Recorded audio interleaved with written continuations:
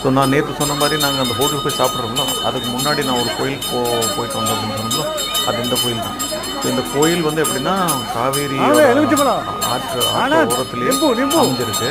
So இது பார்க்குறதுக்கு ரொம்ப அழகாக இருந்துச்சு. ஈவன் இப்போ நாங்கள் போன டைமில் எப்படின்னா எனக்கு தெரிஞ்ச வரைக்கும் டெய்லி இது கூட்டப்பட்டு தான் இருக்குன்னு நான் நினைக்கிறேன். பட் அதர்வைஸ் வந்து ஏதோ பொங்கல்லாம் செலிப்ரேட் பண்ணிட்டு இருந்தாங்க. ஸோ அது வந்து டெய்லி அவங்க பொங்கல் வைக்கிறாங்க, இல்லை ஏதோ விசேஷமாக இருக்குமா அப்படிங்கிறது நம்மளுக்கு தெரியாது.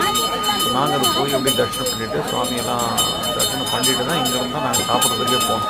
நீங்கள் பாருங்கள் அவ்வளோ அழகாக இருக்குது சாமியோட தரிசனம். ஆனால் இது என்ன சாமின்னு நான் மறந்துட்டேன். உங்களுக்காக நடப்பு இருந்துச்சுன்னா இல்லை உங்களுக்கு யாராச்சும் தெரிஞ்சிருந்துச்சுன்னா ஸோ இந்த சாமி பேர் நீங்கள் கமெண்ட் பண்ணலாம். ஆனால் இது பார்க்குறதுக்கு ரொம்ப அழகாக இருந்துச்சு. எங்களுக்கும் அந்த இடத்த நாங்கள் பார்க்கும்போது ஏதோ மங்களகரமாக ரொம்ப அழகாக இருந்துச்சு. எங்களுக்கும் மீன்ஸ் ஆக்சுவலி நல்லா என்ஜாய் பண்ணுறதுனால